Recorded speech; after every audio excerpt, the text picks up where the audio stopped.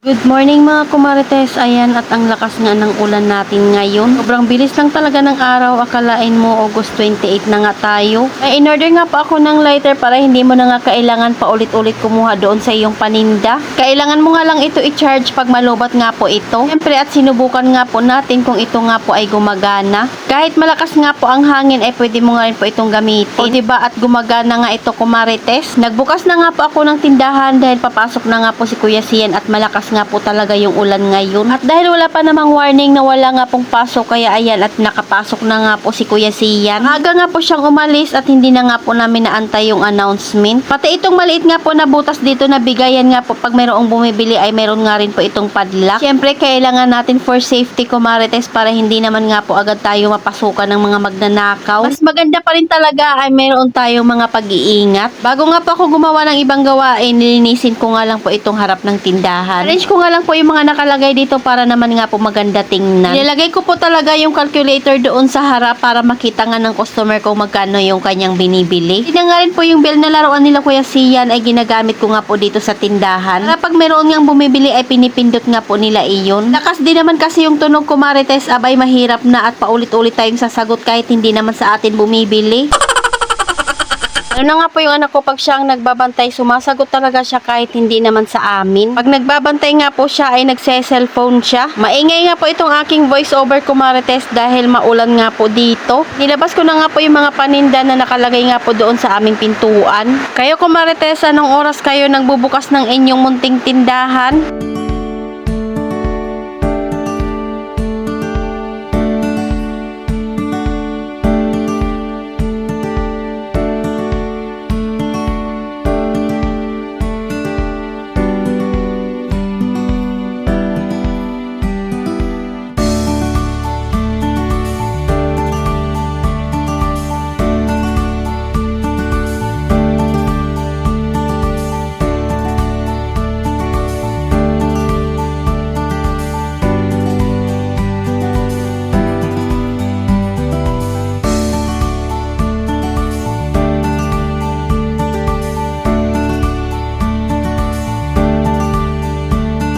So ayan at nilipat ko na nga po yung date ng aming calendar kumarites dahil August 28 na nga po tayo ngayon. Mag-aalas 5 pa nga lang yan kumarites pero madami na nga rin po talaga akong nagagawa. Next ko nga po nga ayusin na itong lagayan nga po ng mga bond paper or ng aming mga pang print. Sakto nga po dito lahat ng mga gamit ko kumarites kaysa nga po doon sa una kong nilagay na nakatupi nga po yung mga bond paper at nagugusot. Kaya ang ginawa ko ay nilagyan ko na nga lang po talaga ng mga paninda.